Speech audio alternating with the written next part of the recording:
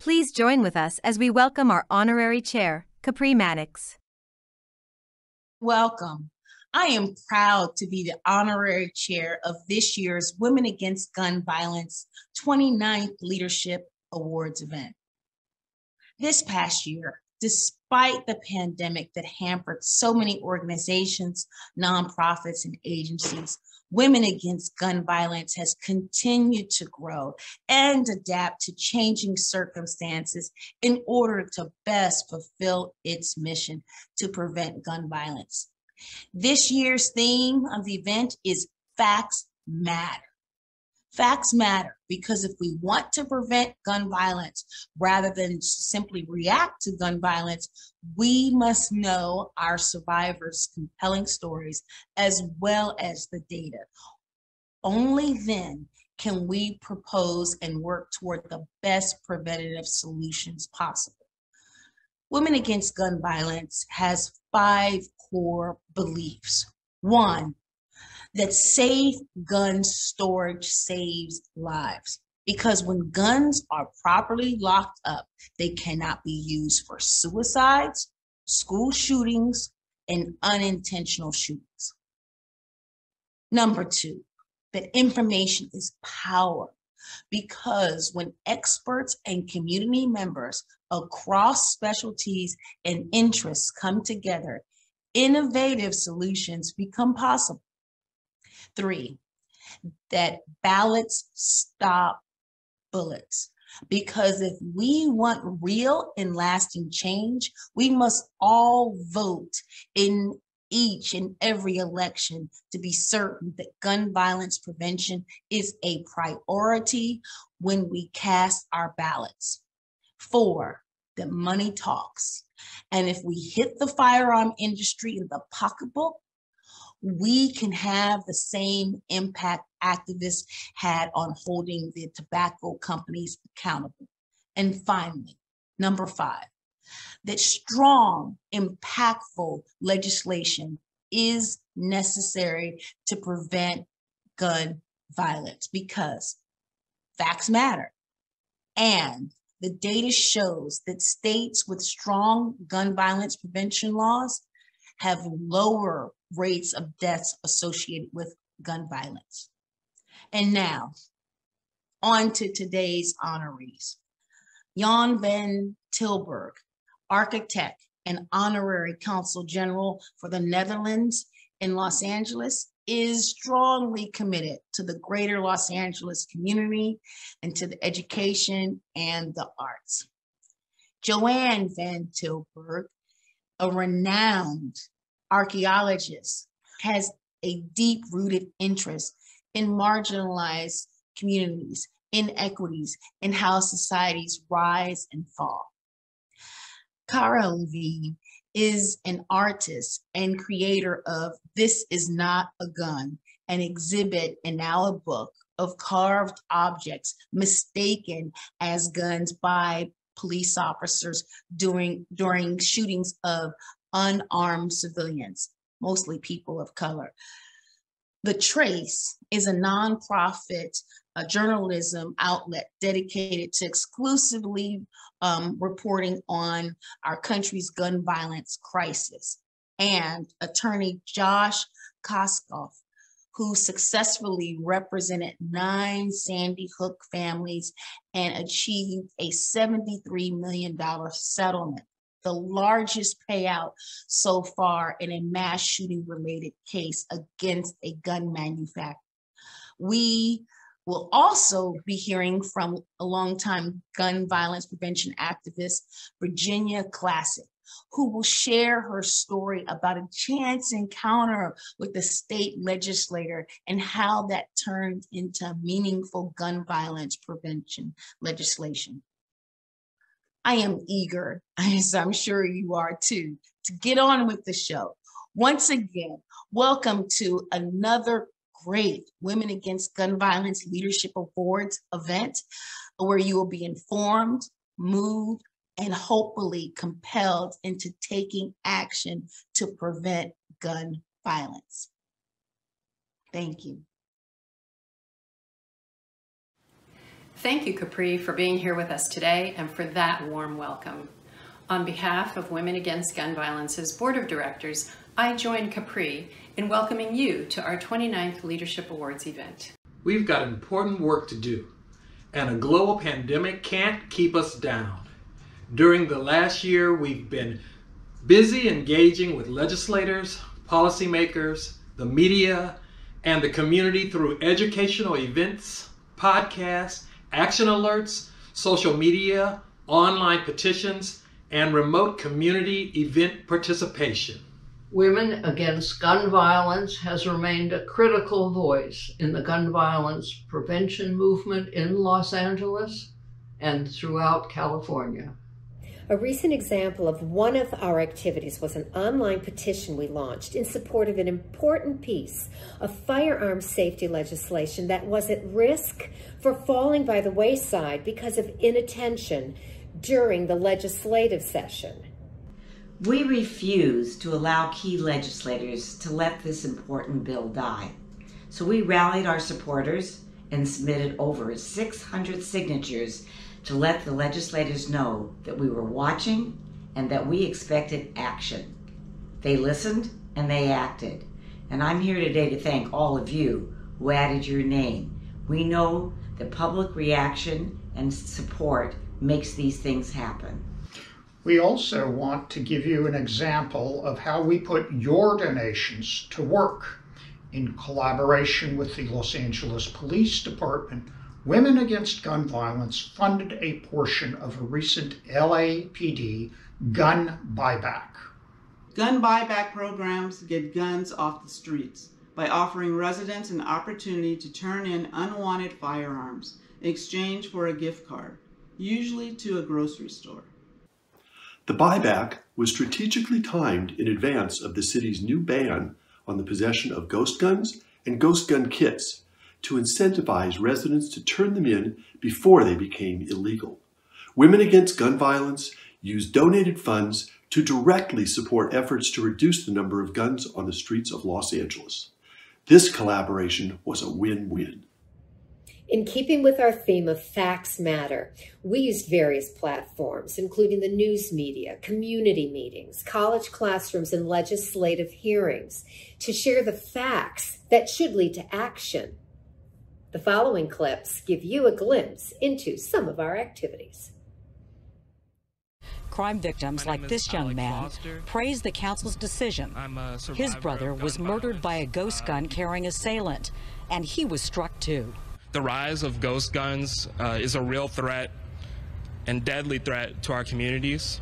Once the mayor signs the bill, anyone caught with a ghost gun faces up to 6 months in jail and a $1,000 fine. Thank you, committee members, for allowing me to testify before you in support of AB 452. My name's Emily Schwartz, and I'm a youth advocate for gun violence prevention.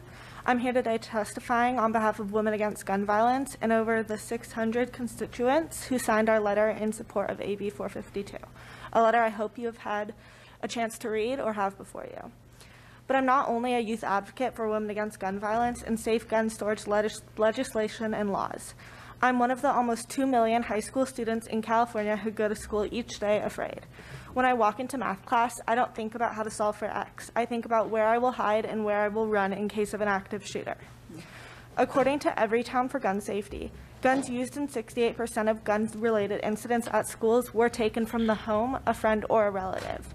And 39% of parents wrongly believe children don't know where the gun is stored. An estimated of 4.6 million American children live in a home where at least one gun is kept loaded and unlocked. I have a friend who attends Saugus High School. He watched his classmate take their final breath on the day of the shooting. I've seen the trauma that has formed since that day. I've witnessed friends fall into panic from the noise of a helicopter. I've seen them frightened from the sound of an alarm. I've watched the child inside them disappear.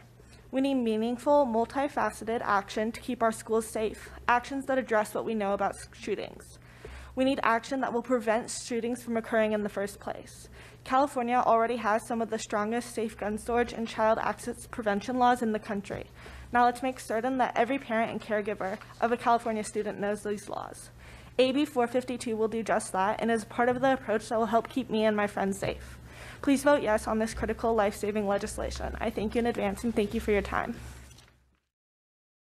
Did we mention social media? You may already be familiar with us on Facebook, Instagram, and Twitter. And now we're on TikTok too. Here's a sample of one of our weekly episodes, this one on book banning.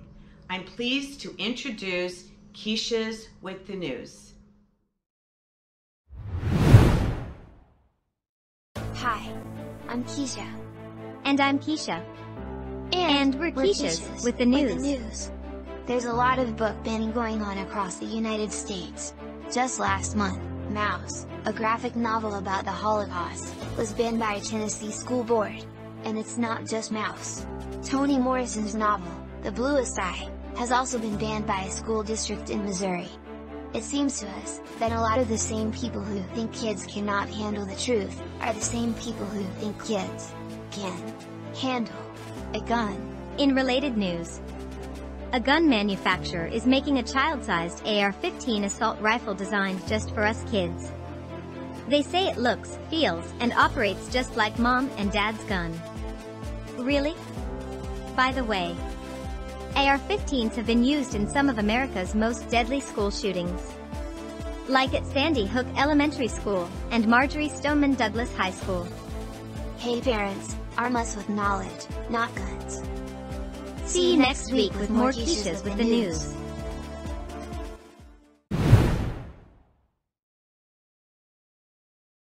These TikTok videos may seem lighthearted and perhaps whimsical, but they provide a new and different platform for sharing very serious facts and truths about gun violence and gun violence prevention. It is yet another tool in our toolbox to reach varied audiences with important facts and messages about the impact of gun violence and possible solutions.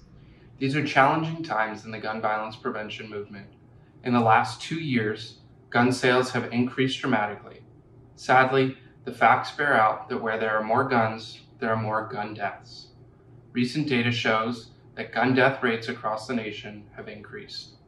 California, however, has the strongest gun laws in the nation, and the gun death rates in California are substantially lower than the rest of the nation. And while some states are trying to weaken their gun laws, in Los Angeles and California, our elected leaders always work towards a data-driven approach to save lives with common sense regulations of firearms and sensible policy solutions. Our work supports those solutions and saves lives. And now let's celebrate our accomplishments, our programs, the facts, and our deserving honorees. Their actions, leadership, and courage move us closer to our goal of making communities safer from gun violence. A woman is dead after a toddler got hold of a gun? A toddler shoots dad and pregnant mother with one bullet. Shot in the head by her 3-year-old son. This morning, a toddler shot his sister dead. America's got a real problem.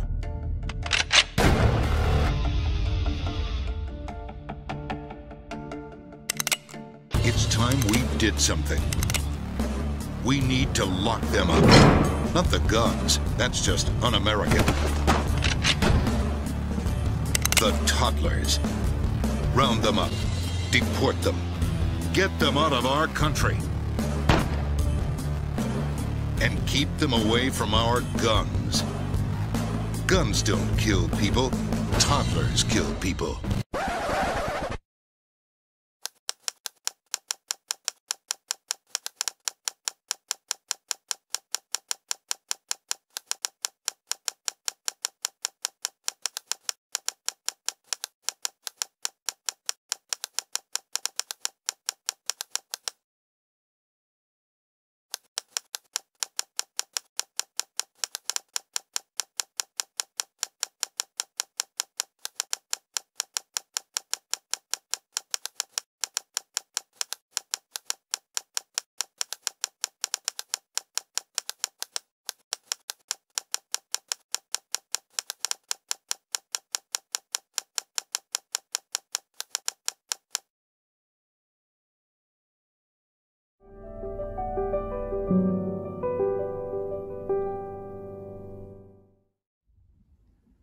One of the extraordinary benefits of my serving on the Los Angeles Police Commission in the 90s was meeting the pioneer women who were blazing the way for all the women to follow at the Los Angeles Police Department.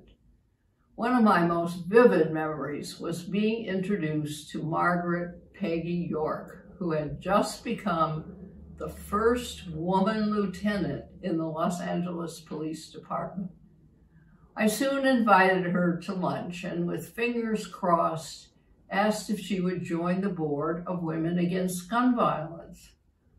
Not without using my most persuasive powers did she agree, but she never wavered in her support.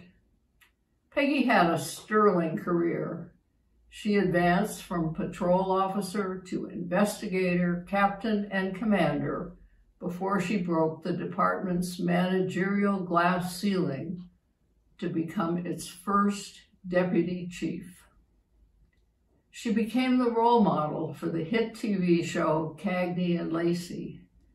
As she moved up the promotional ladder, she invited a colleague to take her place on our board, but she and her husband Lance remained steadfast supporters of ours over all these years. In 2002, she retired from the police department and joined the County Office of Public Safety as chief, retiring in 2009. She left public service to devote her time to a different kind of public service, and high on her list has always been Women Against Gun Violence. Peggy remained my friend, and we had the opportunity to know Lance as well. Margaret Peggy York died last year, and we honor her memory today. Her funeral was overflowing with colleagues and friends. Women Against Gun Violence and I personally shall miss her vibrant presence.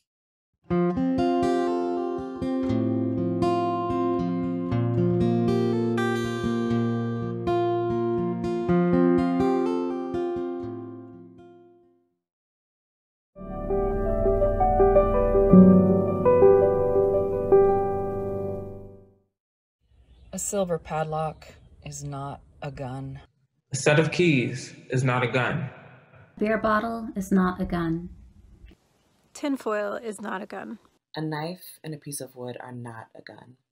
Underwear is not a gun.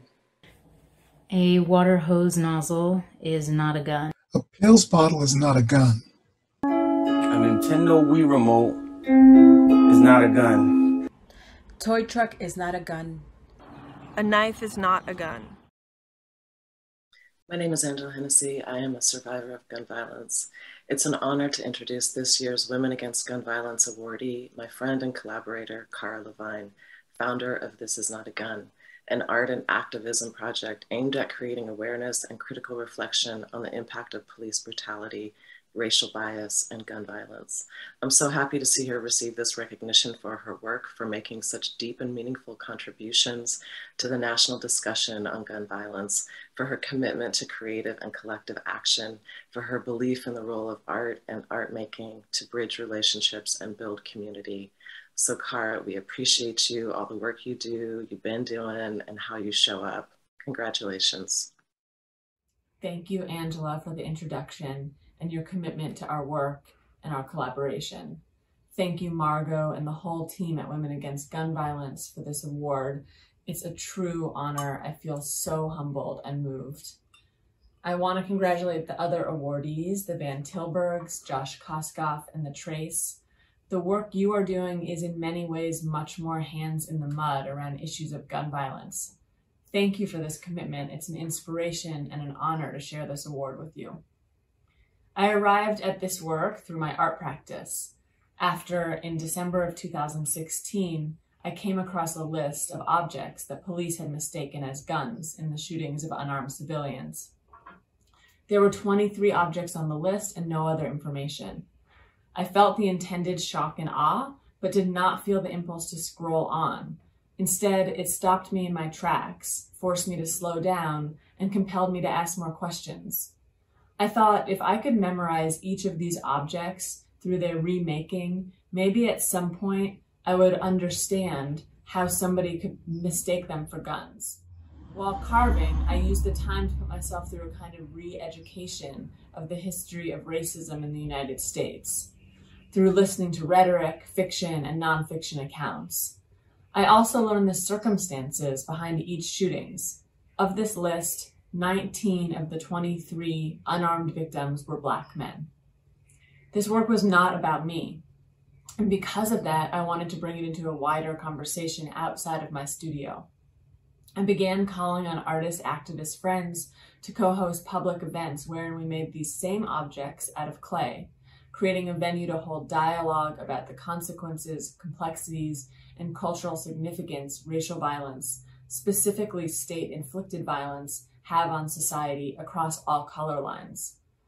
Over 4 years, we hosted over 20 events in many cities, partnering with both arts and civic organizations, including the ACLU, Moms Demand Action, Homeboy Industries, and many others. I was able to collaborate with colleagues, heroes, and mentors in the arts and activism world, like Angela herself, an artist whom I deeply admire, a teacher, and a survivor of gun violence.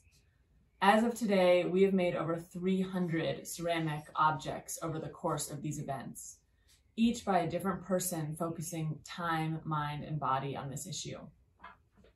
In the summer of 2020, we released our book, This Is Not a Gun, a collection of writings and images by 40 artists, writers, activists, and healers in response to objects that police officers have mistaken for guns.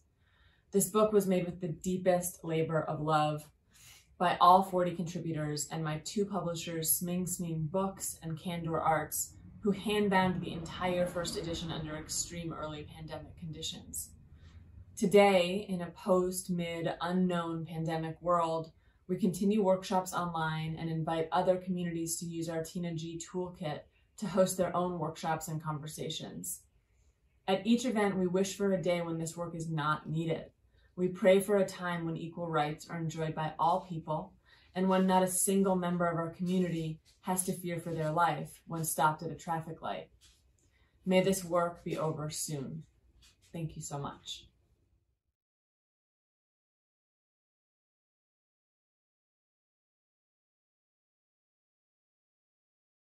And all of a sudden, there was this white van. He literally picked me up and tried to put me in the van. And at that point was when I screamed, and the gun went off 2 times. And I fell to the ground, and he stood over me and shot me 3 more times. I will never forget when I finally did get out of the hospital, thinking, how and why did he do this?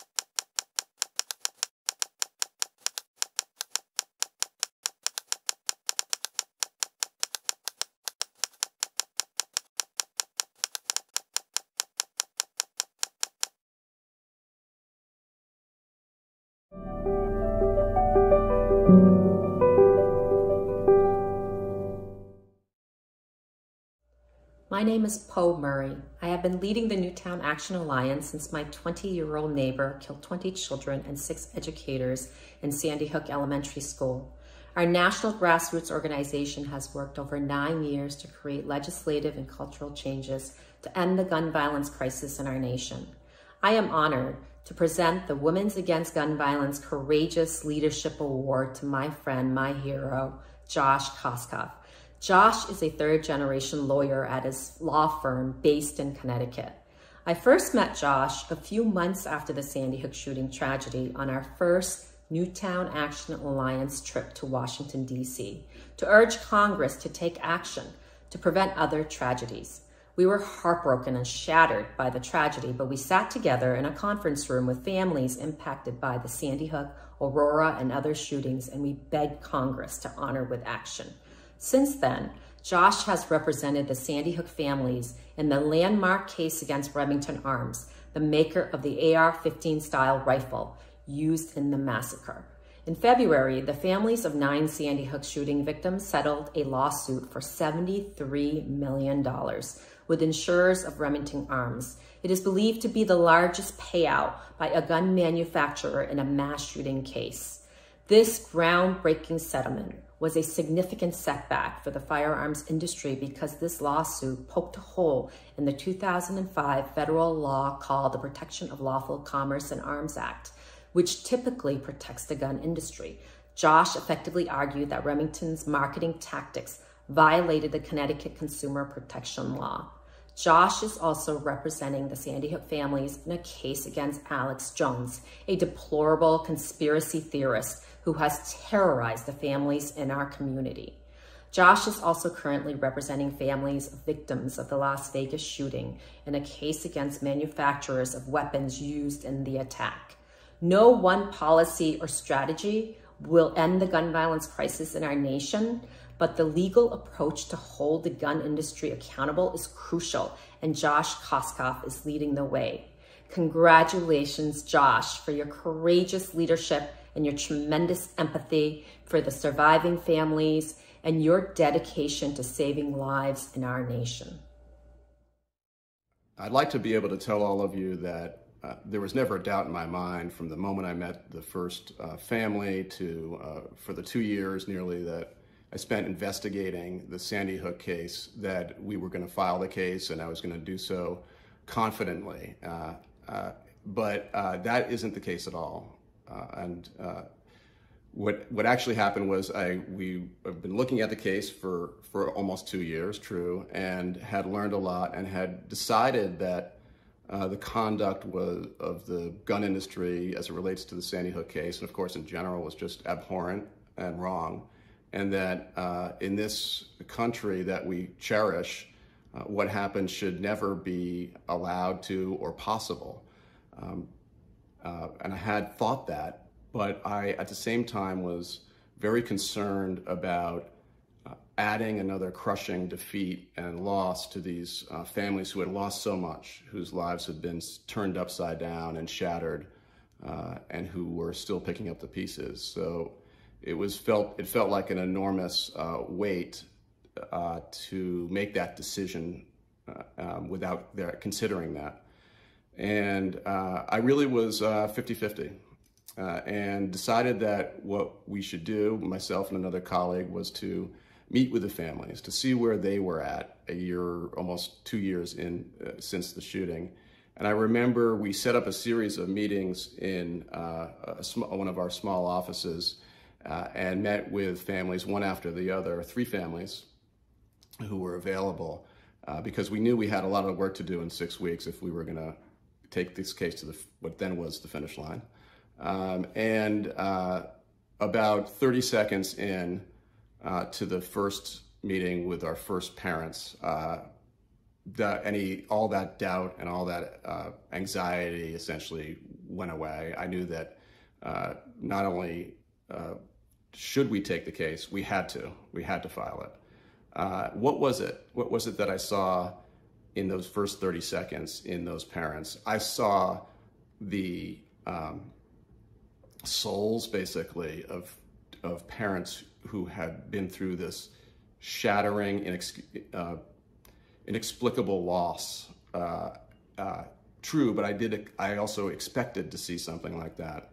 What I didn't expect to see was the incredible determination to do something about it, the incredible strength and resilience to keep going forward and not to crumble.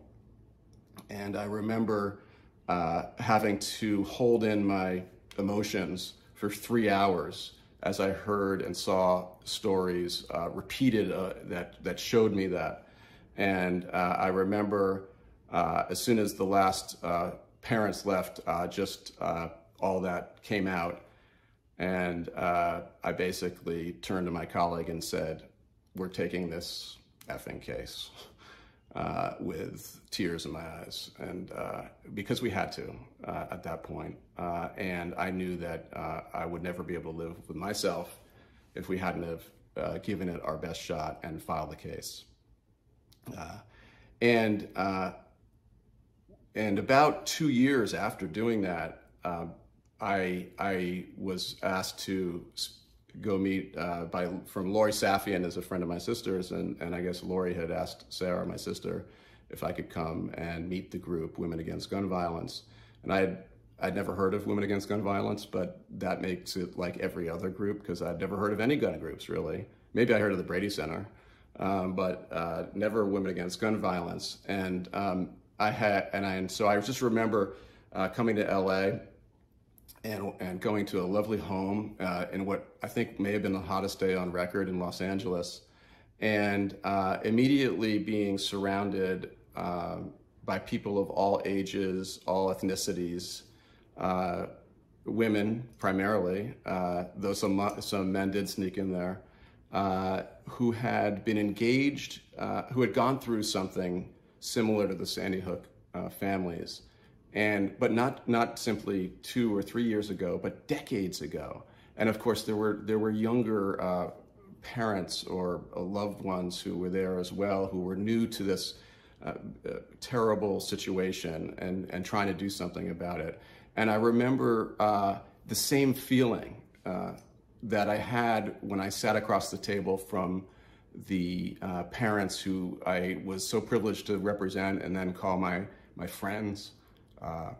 And I drew such inspiration from all of you, and I needed it. I would think often back of those two events: the meeting with the families and meeting with the Women Against Gun Violence, and realizing how widespread and important this issue was. And I drew motivation from it, because how could you not? If you could put one foot in front of another after going through something like many of you have gone through, and what these families went through, then filing a case and going through all these legal hurdles and all this stuff is a piece of cake. So I do want to tell you a couple things that I learned that may be helpful. I learned really more about the difference between perception and reality in this case than I did ever in my life. The perception that a gun company cannot be sued is false. It's categorically false. But imagine how dangerous that perception is to lawyers who believe it to be true. You don't take cases, you give up. We almost did. And to judges, and also to an industry that believes itself above the law and not having to take any account for public safety or responsibility. So that perception is not only dangerous, it's deadly. But it's false. Secondly, and I think more importantly to an organization like Women Against Gun Violence, this industry is very, very small. This is important because I think there's this weight that we feel when we talk about the gun industry as being all powerful and mighty. And again, that's a perception enjoyed by the industry. But if you can imagine the scale of the industry, I describe as in this analogy, if the tobacco industry, which kills, of course, tens of thousands of people a year, if the tobacco industry is $1, the gun industry is 2 cents. If the oil industry is $1, the gun industry is about half a cent. So, and it's not a profitable industry at all. It's very threadbare.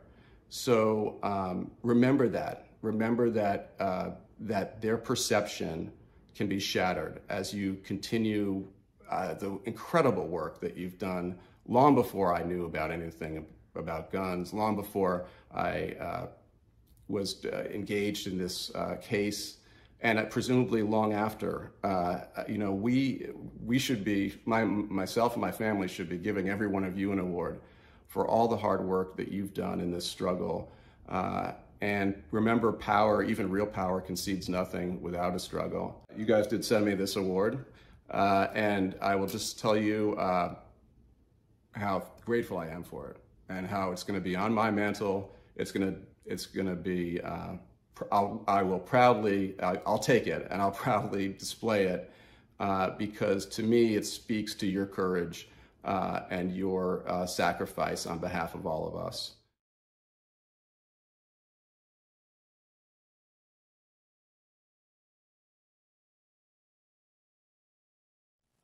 Most people think when you get shot, you die. Or most people watch TV and they see the numbers of the fatalities. They're not looking at the numbers of survivors. And then even if they are looking at the number of survivors, they're thinking, okay, a couple weeks they're in the hospital, maybe a year they're injured, and that's it. I'm 18 years out, and I'm still dealing with the effects of being shot, both physically and emotionally. And those are the things that really upsets me that people don't think about.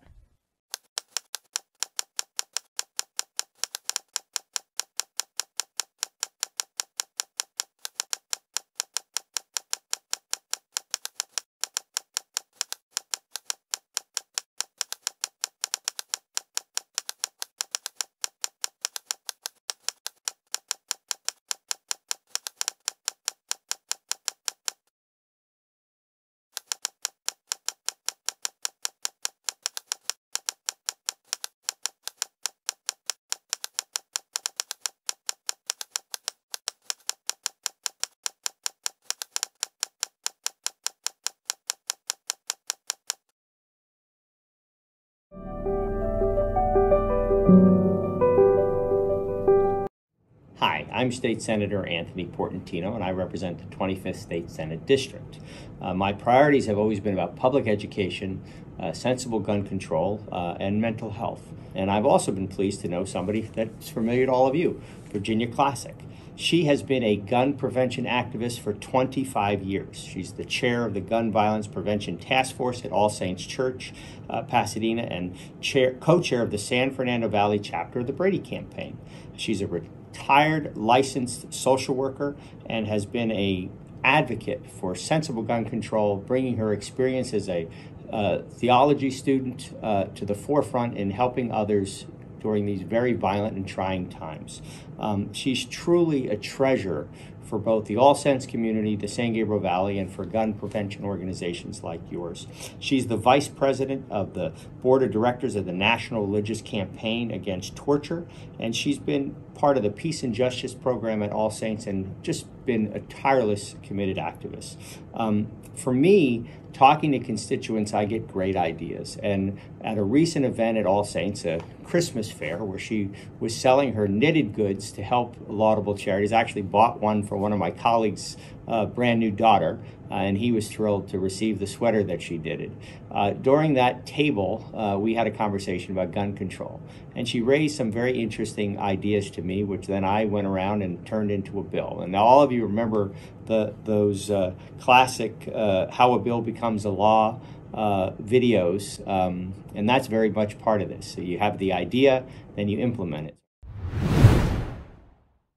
I'm just a bill, yes, I'm only a bill, and I'm sitting here on Capitol Hill. Well, it's a long, long journey to the capital city. It's a long, long wait while I'm sitting in committee, but I know I'll be a law someday. At least I hope and pray that I will, but today I am still just a bill. Gee, Bill, you certainly have a lot of patience and courage. Well, I got this far. When I started, I wasn't even a bill. I was just an idea. Some folks back home decided they wanted a law passed, so they called their local congressman, and he said, "You're right, there ought to be a law." Then he sat down and wrote me out and introduced me to Congress, and I became a bill. And I'll remain a bill until they decide to make me a law. It's not easy to become a law, is it? No, but how I hope and pray that I will. But today I am still just a bill. He signed your bill, now you're a law. Oh, yes! I want to tell you about Virginia. She saw a problem, brought it to my attention, and is a tireless advocate. So I want to say thank you, Virginia, for all you do, and I'm just pleased that I was able to buy a sweater, help somebody's baby stay warm, and now influence public policy by introducing a strong gun control measure based on our conversations. Senator Portantino, thank you so much for that kind introduction.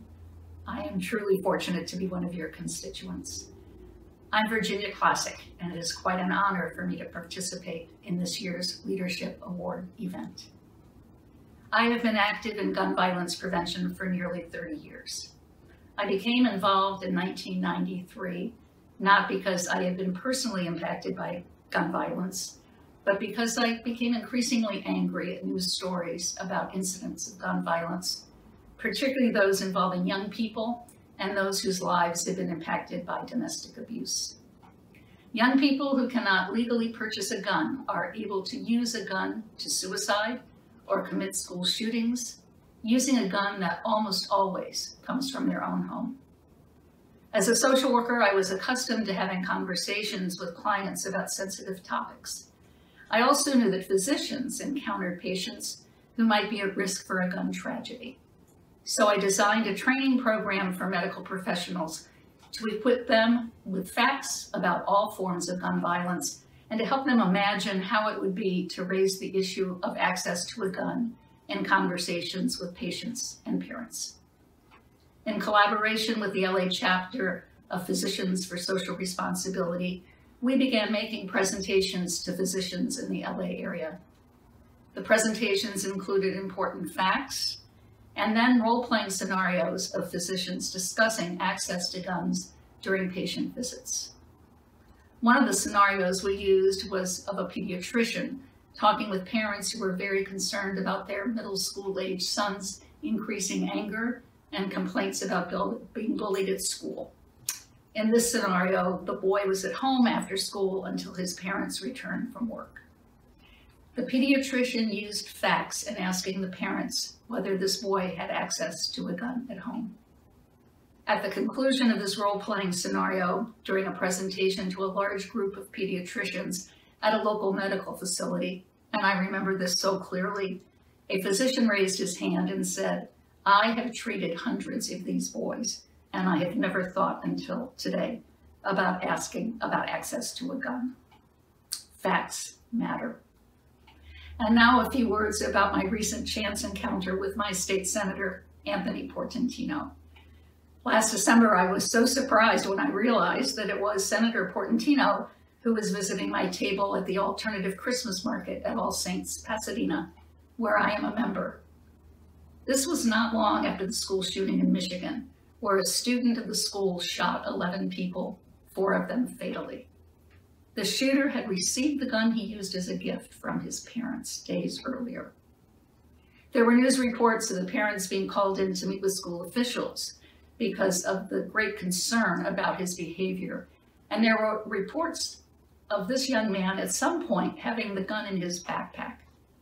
But there were no reports of the school officials asking about whether the student had access to a gun. With this tragic incident on my mind and my own state senator, who has always been a courageous leader in introducing and supporting legislation to reduce gun violence, standing in front of me, I decided to seize the moment, raise the circumstances surrounding the Michigan shooting, and ask him whether he might consider introducing legislation focused on requiring school personnel in situations of red flags for depression or violence to ask and document the response about the student's access to a gun.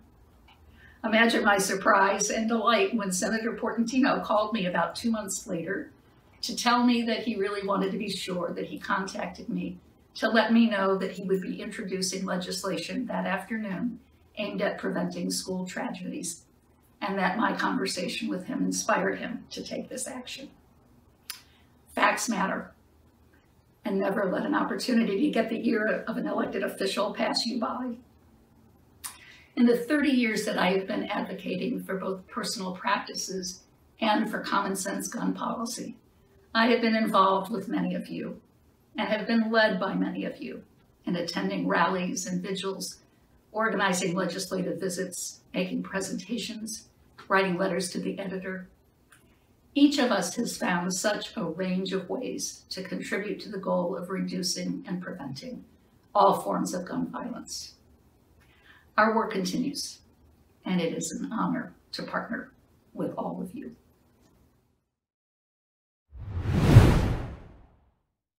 Hi, I'm Keisha. And I'm Keisha. And we're Keishas with the news. You may not be old enough to vote, but your government officials still represent you. You can still call them and email them to let them know what you think. And in related news, the Wisconsin State Assembly and Senate just voted to allow 18-year-old high school students to bring guns to school. Sounds like something you might want to call, text, or email about. See you next week with more Keishas with the news.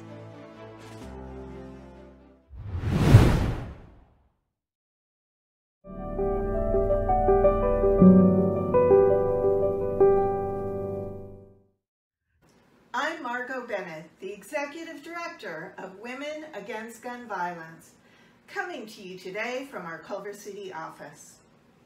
I have the honor of presenting our Courageous Leadership Award to The Trace, an independent, nonpartisan, nonprofit newsroom devoted solely to reporting on gun violence in America.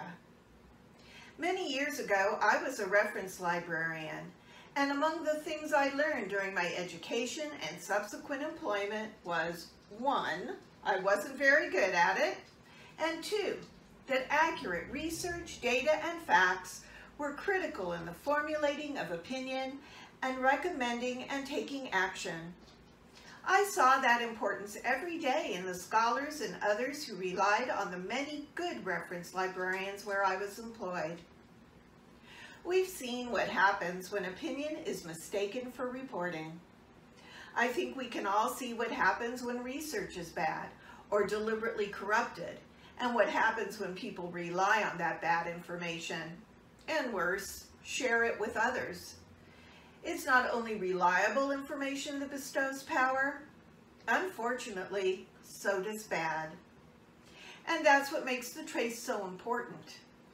The Trace is journalism at its best, made up of a team exclusively dedicated to investigating and reporting on our country's gun violence crisis. We don't always like what we read in The Trace, but we know we can rely on it and what it tells us. It informs our decisions when we choose legislation to support and programs to develop and implement, because facts matter. Thank you, reporters of The Trace, for doing your critical work. Accepting our Courageous Leadership Award on behalf of The Trace is James Burnett, Managing Director. Thank you so much, Margot, and everyone at Women Against Gun Violence for this tremendous honor. I'm James Burnett, The Trace's Managing Director. I feel a little funny accepting an award for courageous leadership when I'm nervous just talking to the camera for this video. I do work, though, with a team of journalists who bring tremendous fortitude and dedication to their work. Our reporters, our editors, our engagement specialists, the work they do, yeah, I think it does take real bravery and real courage. We are fortunate to have funders bold enough to believe in the power of the truth, even now. Partners who are willing to work with us on a better way of covering gun violence. Most important, we have the people, our sources, the subjects of our articles, who are brave enough to share their stories. And really, my thanks goes out to them. I was thinking about the theme of this year's awards, Facts Matters. Obviously, as a news organization, we believe that deeply. We've also seen that it's just so acutely true on the issue of gun violence.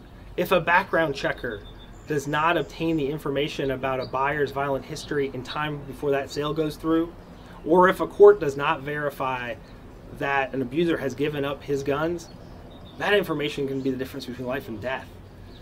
If a firearm owner doesn't receive information about the benefits and the safety benefits of securely storing firearms, or if a victim of gun violence is unaware of the resources available, those are failures of information that are really failures of our whole society.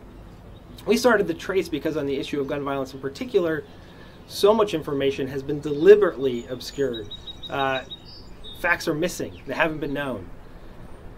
We've seen that this is an issue that affects people every day and deserves everyday coverage.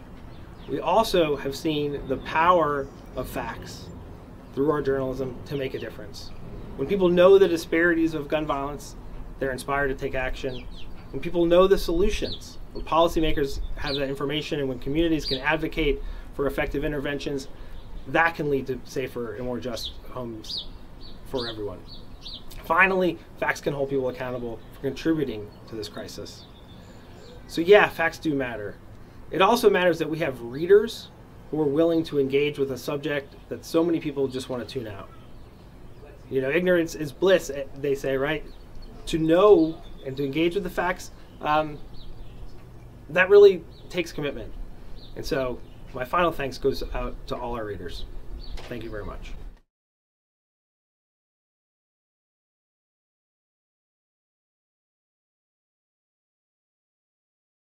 I just said, if you just let me go to him and let me touch him, he'll get up. He'll get up if you just let me touch him. Let me go to him, he'll get up. But nobody saw nothing. That's what hurts the most. It just hurts. It hurts. He was a friend to everybody. He would give you the shirt off of his back. And that was just the type of person he was. Just very giving and loving and kind. Always wanted to help. I have him right here. He may not be physically here, but he's always here in my heart. And nobody can take that away. Nobody.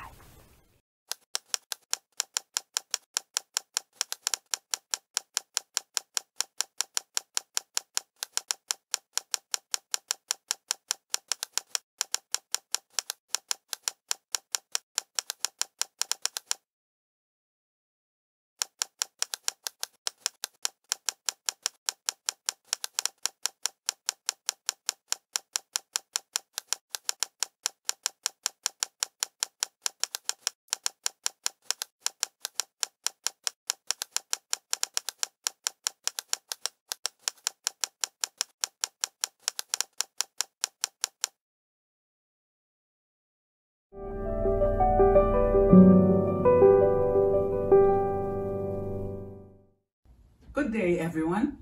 It's a real honor for me to be here today to introduce this amazing couple with so many credentials and accolades to their names and still have time to give back to so many communities and organizations. As a mother and wife, I'm very much aware and follow with great interest the progress of this great organization, Women Against Gun Violence. But let me first introduce myself. My name is Elga Sharp, and I am the former Chief of Protocol of the City of Los Angeles, where I served under 3 mayors, Hahn, Villaraigosa, and Garcetti, among many other great positions I have held in the world of sports and the entertainment industry.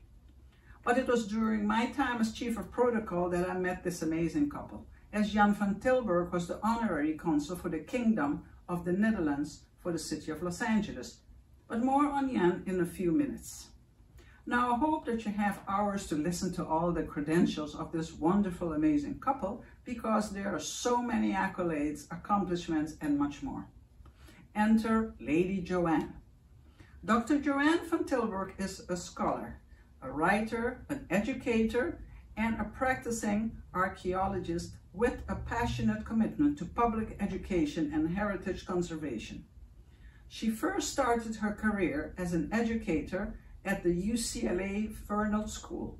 She joined Women Against Gun Violence because she believes in the organization's goals of public education and advocacy to counterpart the human, financial, and public health consequences of gun violence.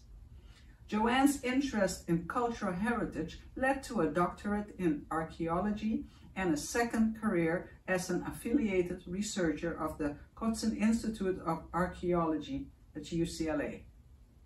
As the director of the UCLA Rock Art Archive, she created a volunteer program with an emphasis on ancient art, and under her direction, the archive team earned the California Governor's Award in Historic Preservation. In 2004, she was appointed Citizen Advisor to the U.S. National Park System Advisory Board Landmarks Committee by the chairman of the National Landmarks Commission in Washington, D.C. In that capacity, Johanne supported national landmark status for hundreds of cultural sites in California and nationwide.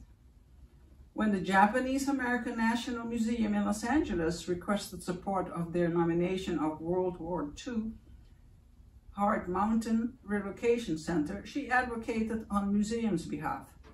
She also supported landmark status for the Los Angeles famous Eames House in Pacific Palisades. Joanne received the U.S. National Park Service Gratitude Award for her dedication to protecting and preserving America's great treasures in 2010. This record of community activism took place while at the same time she conducted archaeological fieldwork on famed Easter Island. She is widely published in her field and is spokesperson for heritage management. In 2018, Johanne was honored by the local Easter Island Mataki Terangi Foundation for her dedication to the highest cultural values of that island community. In 2019, Jeff Brown of PBS and Anderson Cooper of CNN interviewed Joanne on the pressing dangers of climate change for Pacific Island cultures. And here is Johannes Jan van Tilburg, an architect founder and principal partner of VTBS, Architect Inc., and a fellow of the American Institute of Architects. Jan was born in Holland and he immigrated to Los Angeles in 1965. Jan, these tulips are for you.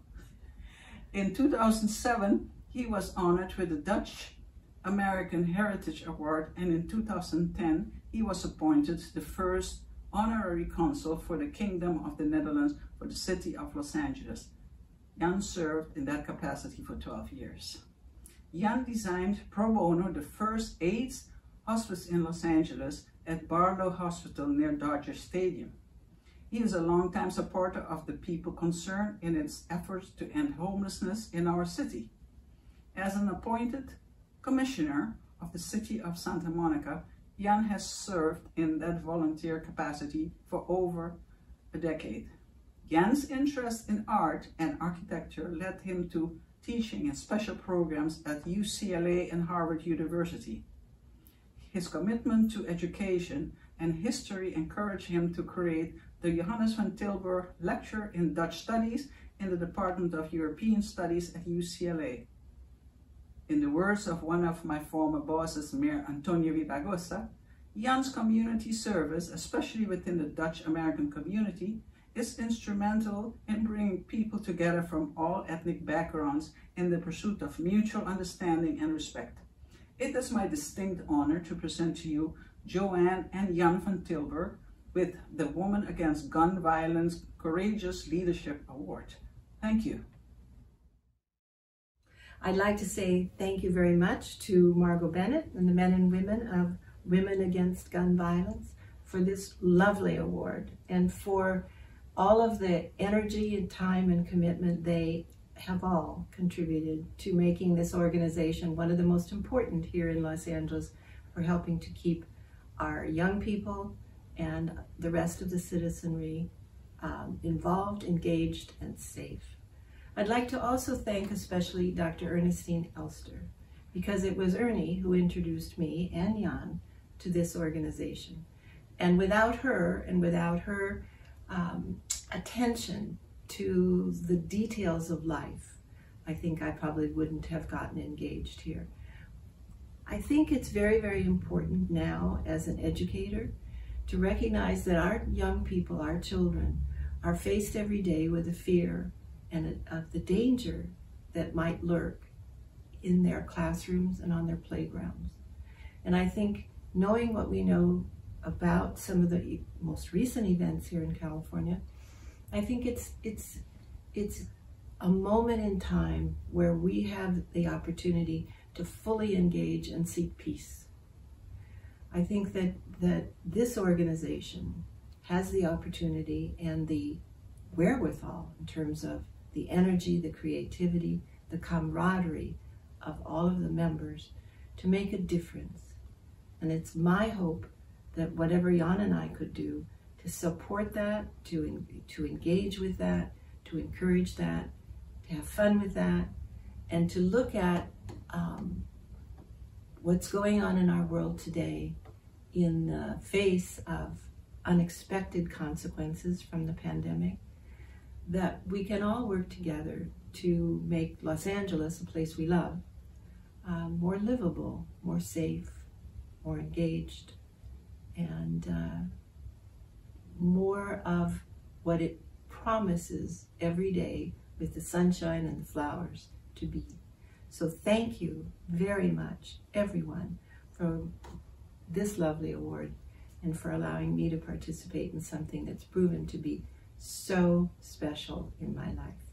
Thank you.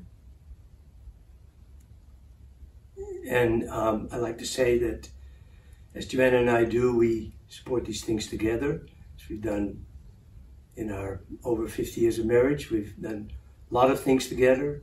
And when Joanne got involved in Women Against Gun Violence about 20-some years ago, I was wholeheartedly in favor of it. And we're proud and we're honored today to receive this award.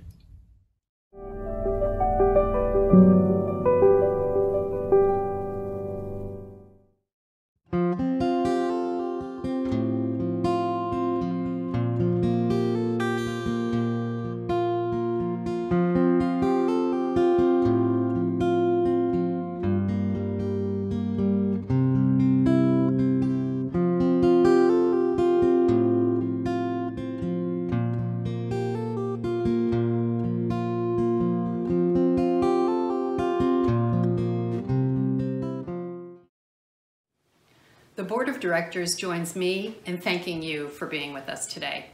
I hope you're feeling inspired, motivated, and informed. We can't do our important work without you. And be sure to watch to the end of the credits.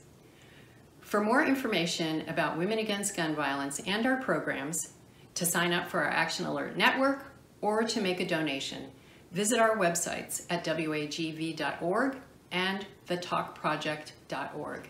As a reminder, both sites are available in 5 languages: English, Spanish, Armenian, Korean, and Filipino. And mark your calendar now for May 21st, 2023, when we hold our 30th Annual Leadership Awards event, live and in person at the beautiful Taglian Cultural Center in Hollywood. Until then, thank you for your support. Stay safe and enjoy the rest of your day.